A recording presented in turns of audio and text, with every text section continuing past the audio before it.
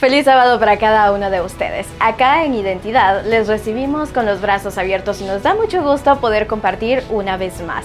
Hoy tenemos temas interesantes que por supuesto no te puedes perder, y si estás aquí es porque Dios ha tocado tu corazón y eso es una gran bendición para nosotros. Iniciamos con este programa.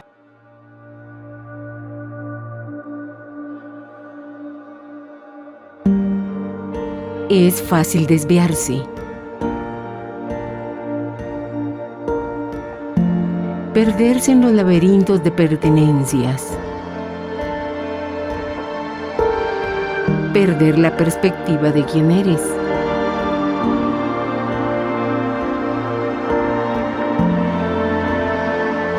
¿Cómo encontrar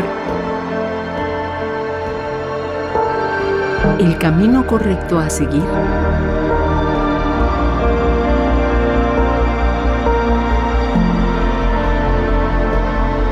Para descubrir por qué Dios te hizo.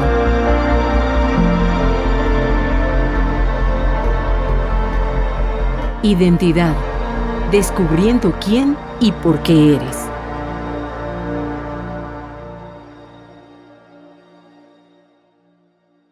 Le damos el tiempo a los pastores Estuardo Guerra y Álvaro Escalante, que ya están preparados para compartir un tema interesante acerca de Marcos. ¿Estás preparado para conocer un poco más de la Biblia? Estamos listos para llevarte este conocimiento a través de nuestros pastores. Unión Radio presenta Lecciones de la Biblia. Un gusto saludar a cada uno de ustedes que siempre está pendiente de Lecciones de la Biblia y está viéndonos en las redes sociales o está siguiendo a través de la radio. Pastor Álvaro, gusto saludarlo a una nueva temporada de estudio. Pues nos da mucho gusto, pastor. Yo creo que la temporada nueva trae mensaje de salvación, palabras del Evangelio, que es lo más importante para este tiempo. Así es, vamos a estudiar durante 3 meses el libro de Marcos, el Evangelio según Marcos. Comencemos hablando un poco de Juan Marcos, porque así es conocido en la Escritura, y aparece su historia primera en el libro de Hechos, cuando se nos dice que en la casa de Marcos había un grupo de oración. Así que la madre de Marcos, María, abría su casa para recibir a los creyentes.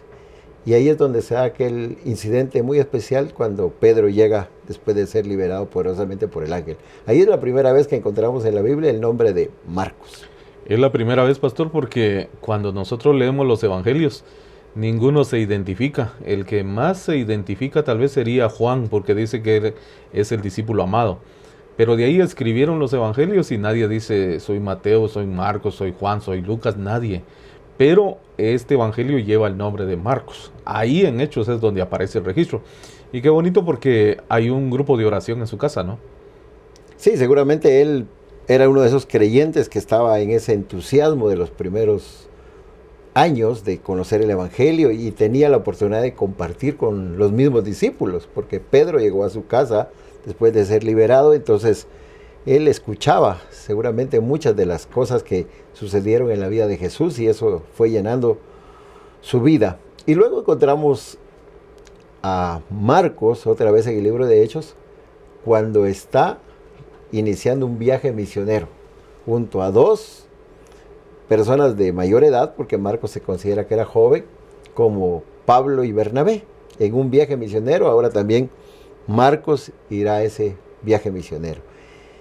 Y como todo joven tenía el entusiasmo, él quería vivir esa experiencia, él quería sentir que era eso de ir a compartir el evangelio en lugares como escuchaba contar a Pablo y Bernabé que iban, y entonces también emprendió el viaje con ellos. Pero ahí sucedió algo y que eso es lo que vamos a compartir en este momento. Sí, me llama la atención que era joven. A veces los jóvenes están con mucho entusiasmo. Y Marcos no tenía mucha edad. Es bonito cuando uno comienza a oír a la gente que habla de cómo se predica el evangelio, cómo se penetra en nuevos campos.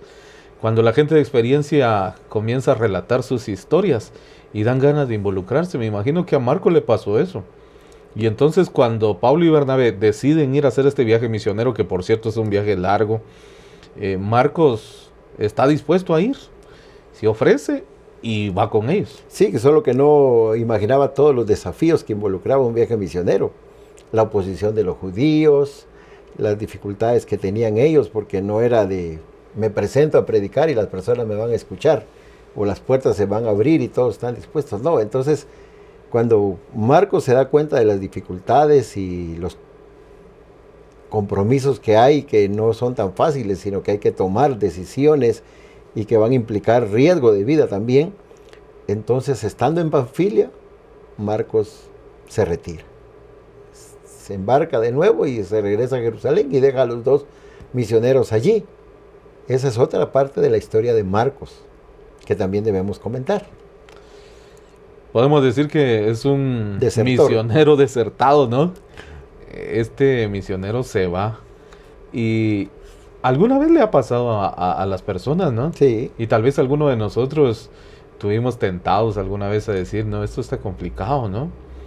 Y aunque nacimos con el entusiasmo de colaborar, de involucrarnos y de predicar el evangelio, nos dimos cuenta que esto no es nada fácil. Así es. La gente tiene que saber que la Biblia dice, bendito los pies de los que anuncian el evangelio, pero es que los pies de los que anuncian el evangelio muchas veces está con cicatrices. A veces hay que sangrar un poquito, a veces hay que tropezar un poquito.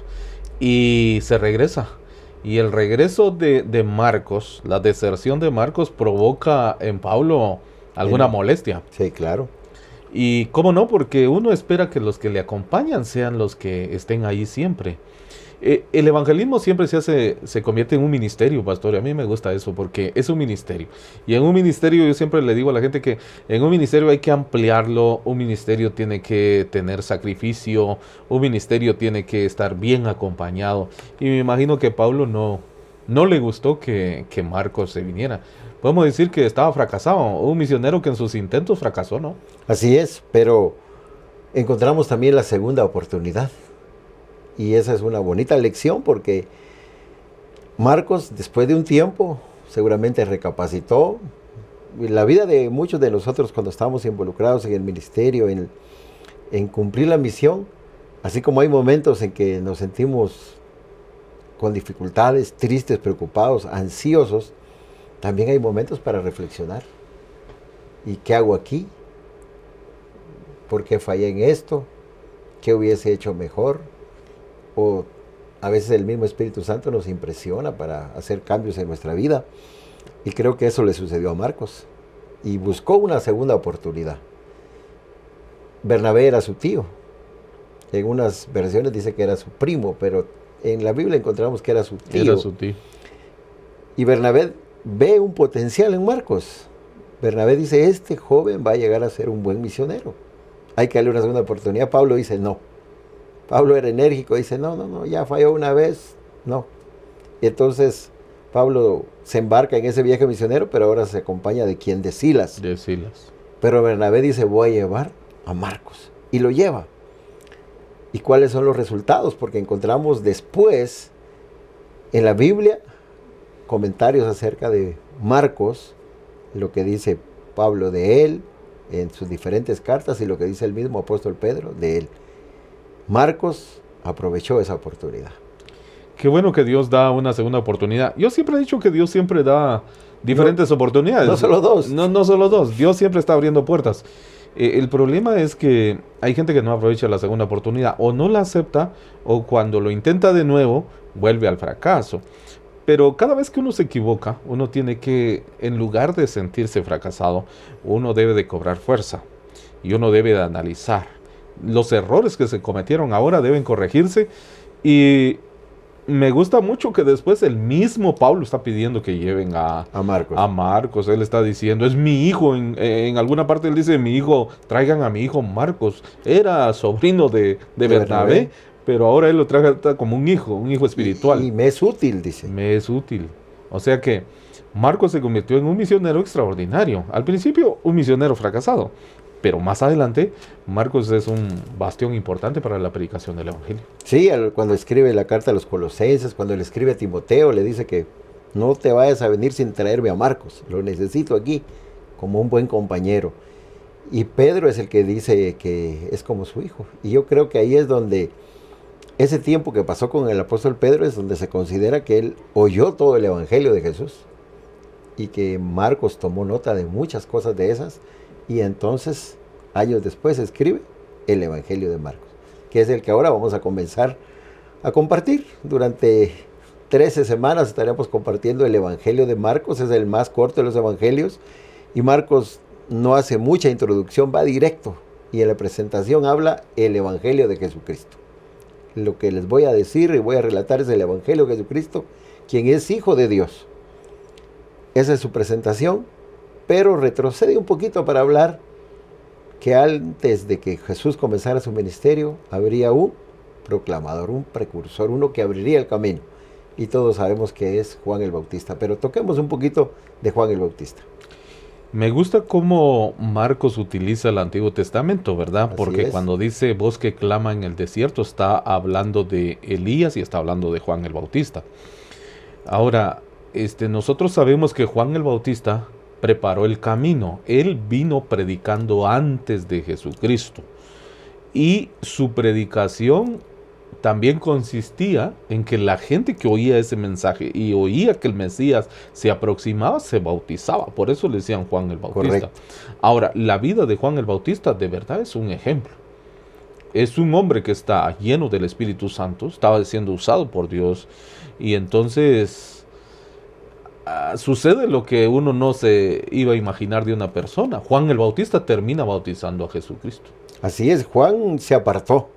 Por eso cuando usted decía que su vida es un ejemplo, él se apartó de la vida cotidiana que había en la ciudad porque mucho de eso le iba a perjudicar y él quería cumplir la misión. Él entendió que su nacimiento había sido especial, que Dios le había dado una comisión y él la quería cumplir.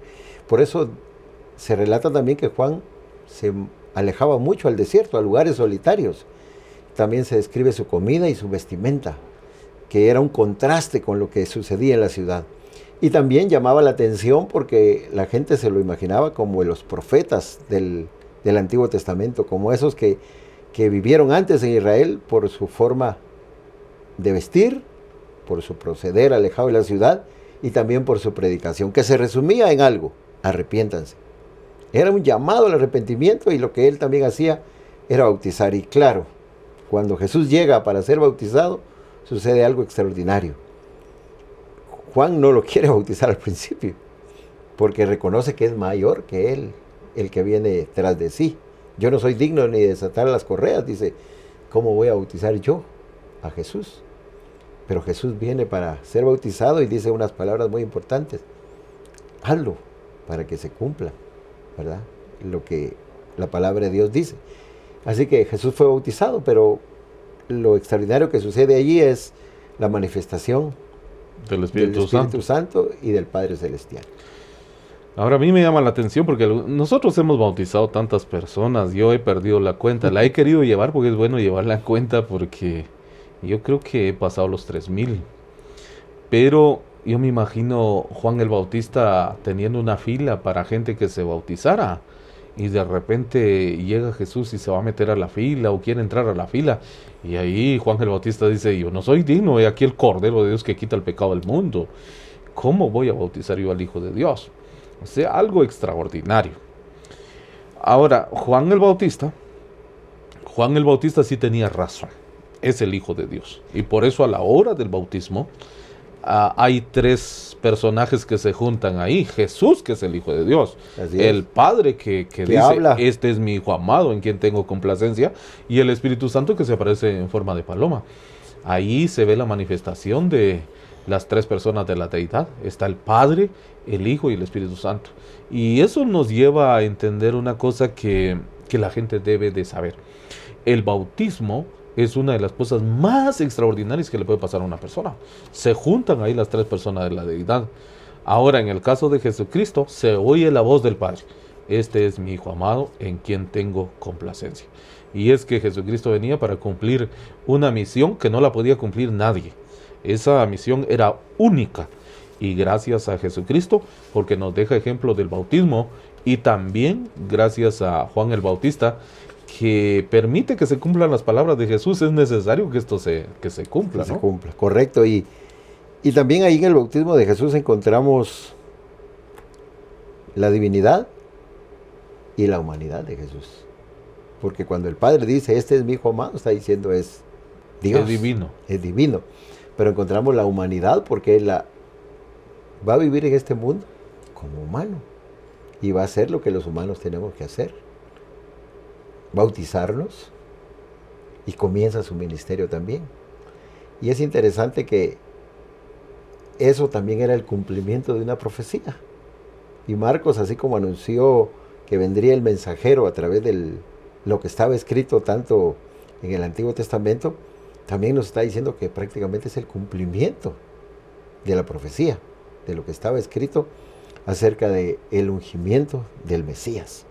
Y se está cumpliendo aquí con el bautismo de Jesús. Pero también es importante que Jesús sale del agua, es bautizado y es conducido por el Espíritu Santo. Encontramos aquí la humanidad de Jesús porque el Espíritu Santo lo va a conducir y lo lleva al desierto, a donde será tentado por el enemigo.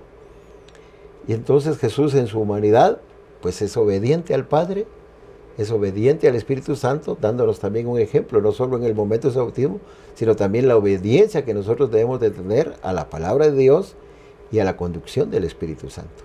Vemos la humanidad de Cristo ahí porque dice que fue conducido al desierto donde habían fieras, Exactamente. donde habían animales Convivía salvajes. con los animales salvajes. Tuvo que convivir ahí. Eso significa que humanamente todo lo que uno siente al estar rodeado de animales salvajes, él lo sintió.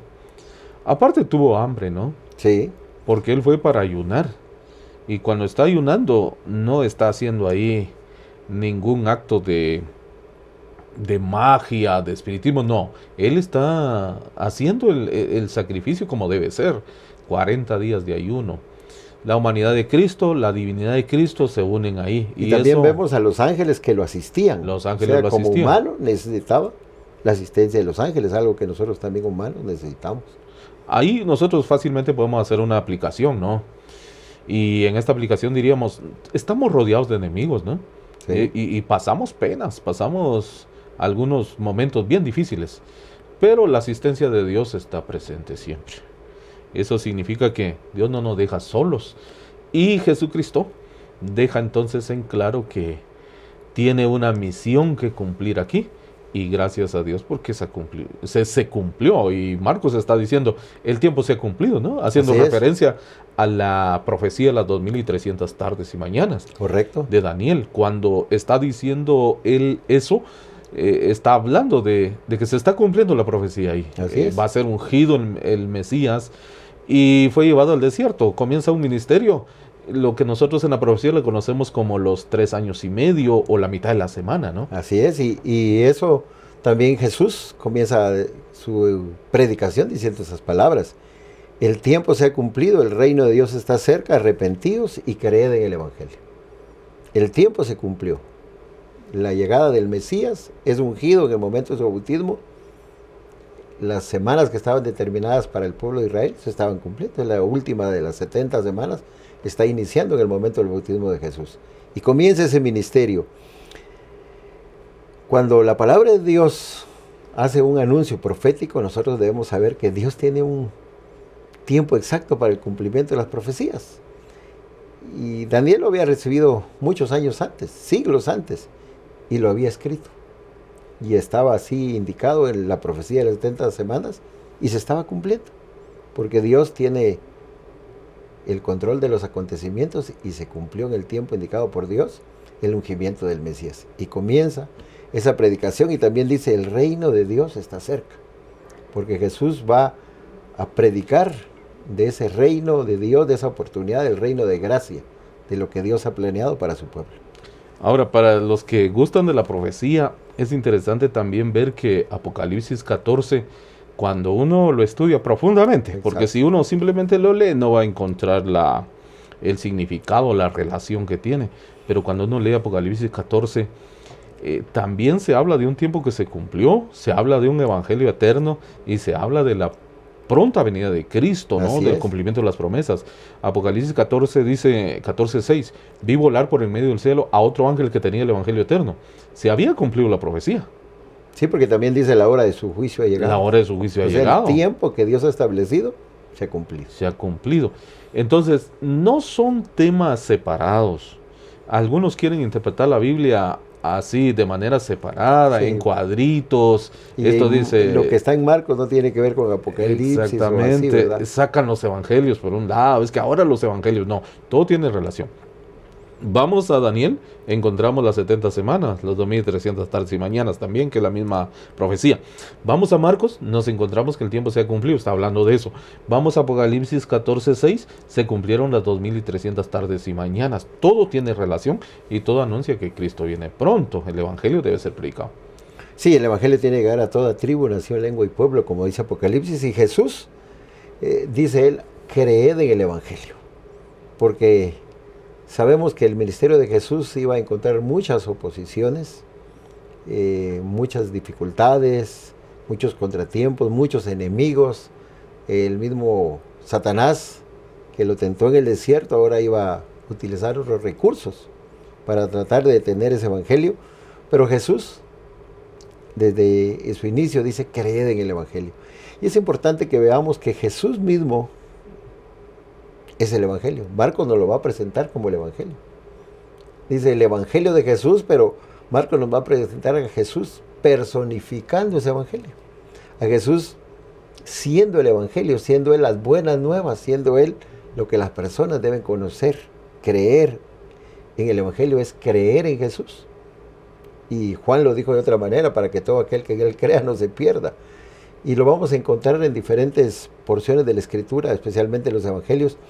Pero Marcos lo que nos quiere decir es que debemos creer en Jesús, porque Él es el Evangelio. Él vino a encarnar el Evangelio, el plan de salvación, lo que Dios tiene preparado para el ser humano. Jesús lo vino a vivir, y de eso vamos a encontrar mucho en el libro de Marcos, porque es un camino. El estudio nos dice que Marcos nos va a presentar el camino de Jesús hasta la cruz. Y entonces el camino hasta la cruz es el Evangelio. Ahora, eso hace diferente al Evangelio de Marcos. Porque cuando uno lee el libro de San Mateo, el libro de San Mateo comienza dando una genealogía. Así es. Luego se centra en un sermón de Jesús, el sermón del monte, que es el mejor sermón que se ha predicado. Tenemos San Mateo 24 también, otro sermón de Jesús. Pero el evangelio de la montaña, el evangelio del monte, Jesús está hablando, Jesús está diciendo, Jesús está ordenando, Jesús está aplicando. Ahora, Marcos no tiene muchas palabras de Jesús. Marcos está mostrando a Jesús haciendo, que ese es el evangelio. Entonces, bonito, porque a Jesús no se le debe interpretar solamente como un Jesús teológico, un Jesús que dice, un Jesús que ordena, sino un Jesús que es el propio evangelio, como lo acaba de explicar usted. Sí, Marcos nos va a presentar ese Jesús que va camino a la cruz, pero mientras está en ese caminar, va a enseñar, va a predicar, va a sanar, va a liberar, va a presentarle esas buenas nuevas que el mismo Jesús en un momento leyó cuando estaba en la sinagoga, y lo que está anunciado en Isaías. Ese año agradable del Señor en el tiempo de Jesús realizando su ministerio. Entonces, Marcos va de lleno a esos puntos. Marcos quiere que las personas conozcan a Jesús haciendo milagros, haciendo cosas extraordinarias, entonces así puedan conocer. Mateo lo presentó en una genealogía, Lucas también lo va a presentar en una genealogía, y Juan lo presenta como esa divinidad hecha carne, y ese verbo que habitó entre nosotros. Y Marcos lo va a presentar para que las personas lo puedan conocer como ese Jesús en acción todo el tiempo. Así que vamos a recorrer estos 3 meses conociendo el Evangelio, que es conocer a Jesús, lo que hizo Jesús mientras cumplió esos 3 años y medio de la última semana, y cumpliéndose el tiempo indicado por Dios mediante la profecía, y cumpliéndose también la oportunidad para el pueblo de Israel de que Emmanuel, Dios con nosotros, el Hijo de Dios humano, viviendo entre seres humanos, dando a conocer el mensaje de salvación. Podemos decir que el evangelio que nosotros actualmente predicamos, basado en el libro de Marcos y el resto de la Biblia, podemos decir que tiene el mismo significado, es la misma esencia, porque incluye creer, incluye bautizarse, incluye creer a los profetas, porque cuando hablamos de Juan el Bautista, alguna vez yo leí que hay 3 más que profetas, según el autor de ese artículo, y él decía que más que profeta Moisés, porque hacer lo que hizo Moisés no lo hace cualquiera. Otro que era más que profeta, dicen algunos, es Juan el Bautista. Prepara el camino del Señor. Y más que profeta, la hermana Elena de White, porque que se levantara en estos tiempos y que trajera esa luz que es la luz menor y que nos ayude a entender estas verdades, más que profeta. Pero, repito, el evangelio consiste siempre en Jesucristo como el centro de todo. El evangelio consiste también en creer en la deidad, en el Padre, el Hijo y el Espíritu Santo. El evangelio consiste en el bautismo. El evangelio consiste en que nosotros podamos estar seguros de que las promesas de Dios se van a cumplir.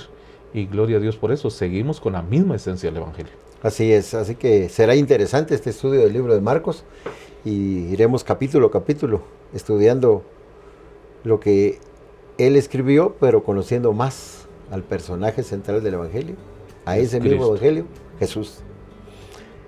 Damos gracias a Dios que ustedes han tenido la oportunidad de estar siguiendo los estudios de lecciones de la Biblia, esperando que este trimestre también estén siguiendo cada una de las presentaciones a través de las redes sociales, a través de la radio, y te invitamos también, como siempre lo hacemos, a que puedas asistir a la iglesia adventista más cercana a tu localidad, que puedas también enterarte de las actividades de la iglesia y puedas allí conocer más del evangelio, que es Cristo Jesús en persona. Pastor, despida esta transmisión con una oración.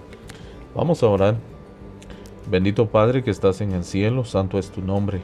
Muchas gracias te damos, Señor, por las diferentes perspectivas que tenemos en la Biblia acerca de Jesucristo.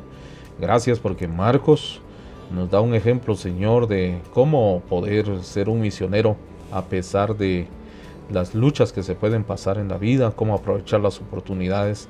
Y gracias también porque de una manera sencilla, pero muy activa, muy práctica, nos presenta a Cristo como el centro del evangelio. Así que bendice a todos nuestros oyentes, a todos los que tienen relación con lecciones de la Biblia, y que de alguna manera vayamos teniendo una experiencia más cercana con Jesús. Te lo agradecemos en el nombre glorioso de Jesús.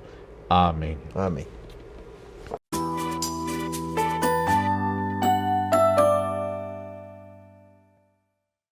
Y ahora es momento de presentarte al pastor Eber Roblero, que también está preparado con el tema de esta mañana. Iniciamos con su tema y por supuesto esperamos que sea de mucha bendición para ti. Identidad. Descubriendo quién y por qué eres.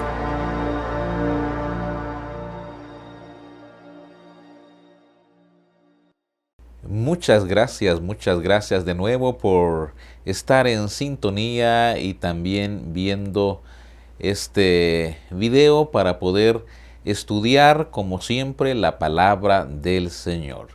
Siempre que abramos la Biblia hay un mensaje de amor, un mensaje de esperanza, un mensaje de salvación para cada uno de nosotros. El título del tema de hoy es: ¿pueden las fuerzas del mal dominar nuestra vida cristiana? Tenemos que partir diciendo que la vida cristiana es una lucha, es una batalla constante, es una guerra prácticamente. Por supuesto, es una lucha, es una batalla, es una guerra espiritual. La palabra del Señor así lo declara. En Efesios 6:12 dice: porque no tenemos lucha contra sangre y carne, sino contra principados, contra potestades, contra los gobernadores de las tinieblas de este siglo, contra huestes espirituales de maldad en las regiones celestes. Ante esta realidad, tenemos que preguntarnos, ¿pueden las fuerzas del mal seguir dominando la vida de un cristiano? Es más, muchos de los que empezamos a perseverar en Cristo Jesús, de pronto aún somos parte de las personas que tienen alguna creencia o temor incluso de las fuerzas del mal. De allí que es probable que haya todavía cristianos creyendo o consultando el horóscopo. O es probable que existamos cristianos pensando, por ejemplo, que si llevamos tal o cual amuleto, entonces eso nos va a proteger del mal. O a lo mejor con tradiciones como alguien se me aparece en la habitación, o sí hay fantasmas, o sí escucho voces, o de plano el enemigo no quiere que yo prospere y está haciendo todo para que yo vaya más bien a la quiebra en el trabajo, en el negocio. Tantas cosas que de pronto los cristianos, siendo aún cristianos, aún nos vemos afectados y tal vez con mucho temor sobre las fuerzas, el poder y la presencia del mal. Y entonces cabe bien nuestra pregunta. En realidad, ¿aún tiene poder el mal sobre los que somos cristianos? Vamos a estudiar la palabra del Señor y vamos a contestar esta pregunta a la luz de la palabra del Señor. En primer lugar, la Santa Biblia afirma que Satanás ya no tiene ningún poder sobre los hijos de Dios porque somos morada del Espíritu Santo. Esta es una gran bendición y por supuesto una declaración de victoria sobre el mal. Dice la palabra del Señor en 1 Corintios 3:16. ¿No sabéis que sois templo de Dios y que el Espíritu de Dios mora en vosotros? Y por si fuera poco, Pablo va a recalcar en el concepto, va a martillar muy bien la idea para que en nuestra mente no haya ninguna duda de que el cristiano pasa a ser templo del Espíritu Santo. Y entonces en 2 Corintios 6:16, Pablo escribe: ¿y qué acuerdo hay entre el templo de Dios y los ídolos? Porque vosotros sois el templo del Dios viviente. Como Dios dijo, habitaré y andaré entre ellos, y seré su Dios, y ellos serán mi pueblo. Entonces, si el cuerpo del cristiano, la vida del cristiano, ahora es morada de Cristo Jesús, el enemigo no tiene nada que hacer allí, nada que hacer, porque ahora somos declarados templo del Espíritu Santo, donde vive Cristo Jesús. Y si vive Cristo Jesús en tu vida, en mi vida, Satanás está totalmente derrotado y por supuesto la victoria día a día es en Cristo Jesús. Número 2. La Santa Biblia afirma que Satanás ya no tiene ningún poder sobre los hijos de Dios porque Cristo venció a Satanás en la cruz del Calvario. Sí, en la cruz del Calvario, Jesús no solamente estaba mostrando con hechos cuánto te ama y cuánto me ama. Jesús no solo estaba muriendo como un mártir para recordarlo de allí en adelante. Jesús no solamente estaba muriendo para derramar su sangre gota a gota, que por supuesto es el precio de tu redención y mi redención. Pero además de eso, Jesús estaba en la cruz del Calvario, derrotando de una vez por todas a Satanás. Dice la palabra del Señor en Colosenses 2:15, y despojando a los principados y a las potestades, los exhibió públicamente, triunfando sobre ellos en la cruz. Triunfando sobre los demonios en la cruz. Y Colosenses 1:13 continúa diciendo, el cual nos ha librado de la potestad de las tinieblas y trasladado al reino de su amado Cristo. No cabe duda que la cruz del Calvario es una muestra de la victoria definitiva de Cristo Jesús sobre Satanás. Y entonces ya alguien que pasa a ser discípulo, seguidor, creyente, miembro ahora del cuerpo de la iglesia, del pueblo de Dios, el que pasa a ser ahora un creyente en Cristo Jesús, debe tener la misma seguridad de la victoria sobre el mal, porque Cristo ya triunfó en la cruz del Calvario. Estas son buenas noticias. Es para decir, alabado sea Cristo Jesús, gloria a Dios, y honremos y aceptemos el poder del Espíritu Santo para que en la vida tuya y en la vida mía haya victoria definitiva sobre el pecado.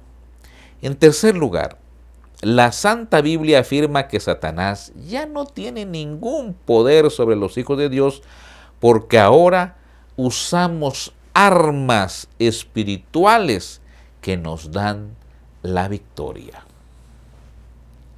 Antes de ser creyentes, a lo mejor confiábamos en nuestra habilidad, en nuestra voluntad, en nuestros buenos deseos, o a lo mejor en métodos o estrategias humanas.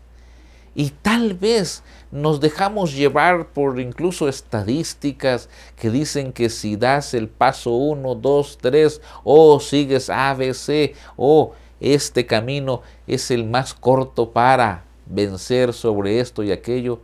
A lo mejor lo intentamos varias veces y de pronto descubrimos que salíamos de igual manera como antes, derrotados, tristes, agobiados, sin ninguna victoria y más bien con un retraso o más temerosos de lo que éramos antes. Pues ahora hay buenas noticias para los que creen en Cristo Jesús. ¿Y cuáles son? Es que ahora tenemos armas espirituales. 2 Corintios 10:4 dice, porque las armas de nuestra milicia no son carnales, sino poderosas en Dios para la destrucción de fortalezas. Porque las armas de nuestra milicia no son que carnales, no son humanas, no son de otra índole. Antes perdíamos, salíamos derrotados, heridos, golpeados, humillados.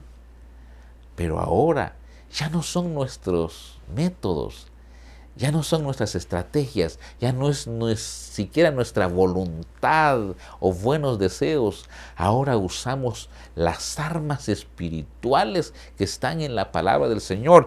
Y por eso en Efesios 6:11 dice, vestíos de toda la armadura de Dios para que podáis estar firmes contra las acechanzas del diablo. Y en ese capítulo 6 de Efesios se mencionan algunas de las armas. Por supuesto, la palabra del Señor es bien amplia en ese sentido, deja bien claro cuáles son las armas espirituales que tú y yo ahora debemos usar para salir victoriosos ante el enemigo, ante los demonios.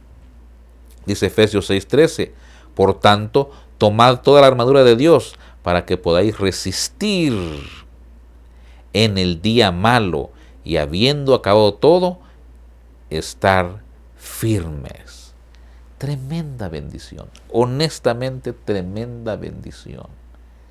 No estamos ahora luchando con nuestras fuerzas, más bien estamos ahora aferrados al capitán que es Cristo Jesús, al comandante general que es Cristo Jesús, y con él avanzamos de victoria en victoria. 4. La Santa Biblia afirma que Satanás ya no tiene ningún poder sobre los hijos de Dios, porque mi vida está escondida en Cristo Jesús. Esta figura me ayuda a comprender cómo es que el cristiano triunfa todos los días. Es que cuando mi vida está escondida en Cristo, es como si yo me refugiara en mi papá. Es como si cuando niño tenía algún temor por algo e iba y me refugiaba donde mamá. Es como si en mi impotencia ahora yo me refugio en alguien que sí tiene el poder y la fuerza y todo para defenderme. Pues espiritualmente hablando, el diablo no tiene nada que ver ahora ya con infundirnos temor o estar asustándonos ahí o haciéndonos creer que todavía él tiene dominio sobre nosotros. No, porque nuestra vida está escondida en Cristo Jesús. Dice Romanos 8:10, pero si Cristo está en vosotros, el cuerpo en verdad está muerto a causa del pecado, mas el espíritu vive a causa de la justicia. Hace unos años atrás, el cantautor Oscar Medina, recuerdo que sacó un himno que decía, mi vida está escondida en Cristo Jesús. El diablo no la puede tocar. Y repetía ahí la frase, el diablo no la puede tocar. Así es, escondida está mi vida en Cristo Jesús. El diablo no la puede tocar. Ahora, en resumen, ¿qué podemos decir? Podemos decir lo siguiente. Cuando alguien se une al pueblo de Dios, es probable que aún tenga ciertos temores. Pero a medida que vamos creciendo en Cristo Jesús, a medida que vamos permitiendo ser templo del Espíritu Santo, a medida que nosotros aceptamos la armadura de Dios, que es una armadura espiritual, a medida que nosotros nos escondemos en Cristo Jesús, entonces llegamos a decir, el diablo ya no tiene ningún dominio sobre los cristianos, porque ahora triunfamos y somos vencedores gracias a Cristo Jesús. Sí, porque Cristo Jesús en la cruz del Calvario, allí públicamente le dijo a Satanás, estás derrotado, estás humillado, ya no puedes hacer nada, no puedes tocar a uno de aquellos que están bajo mi cuidado, que se están refugiando en mí, que son templo del Espíritu Santo. Yo no sé cuál sea honestamente nuestra experiencia. No sé cuáles sean tus temores, o a lo mejor por dónde hemos pasado, situaciones difíciles, tal vez complicadas, hasta puedes ser un testigo de que has visto de pronto tal o cual figura o alguna voz que escuché por allí, siento que el enemigo todavía sigue persiguiéndome porque aquí y allá. Nada de eso, nada de eso. La Biblia ha afirmado en esta ocasión que el diablo no tiene ningún poder más sobre aquellos que tienen su vida escondida en Cristo Jesús. Aquellos ahora que dice Romanos que son el pueblo de Dios y ya no viven en la carne, viven ahora en el Espíritu. Dice Romanos 6:12, no reine pues el pecado en vuestro cuerpo mortal. No reine más el mal, pero sí reine más Cristo Jesús en tu vida y en mi vida. ¿Te gustaría una vez más entregar nuestra vida a Cristo Jesús y refugiarnos en Él y decir, hay victoria en Cristo Jesús y ya no hay nada que el enemigo tenga que ver con mi vida, ni con mi familia, ni con nadie más? ¿Quieres orar? Oremos. Padre nuestro que estás en el cielo, hay poder, hay victoria, hay triunfo, hay esperanza en Cristo Jesús. El diablo está derrotado, el diablo ha sido ya humillado y se ha declarado la victoria de Cristo Jesús. Por eso los cristianos no tienen ya más ningún temor porque están refugiados en Cristo Jesús. Y el enemigo no puede tentarlos porque nuestra vida está escondida en Cristo Jesús. Ponemos nuestra vida una vez más delante de ti. En el nombre de Jesús, Señor, oramos. Amén. Y aquí finalizamos este programa de Identidad. Recuerda que cada semana te presentamos a ti un resumen y podemos estudiar juntos la palabra de Dios. Si tú quieres conectarte la próxima semana, nosotros te recibiremos con los brazos abiertos. Aquí siempre serás bienvenido. Te quedas en sintonía también de otros programas de Unión Radio y también recuerda que a través de las redes sociales puedes comentarnos cuáles son tus preguntas.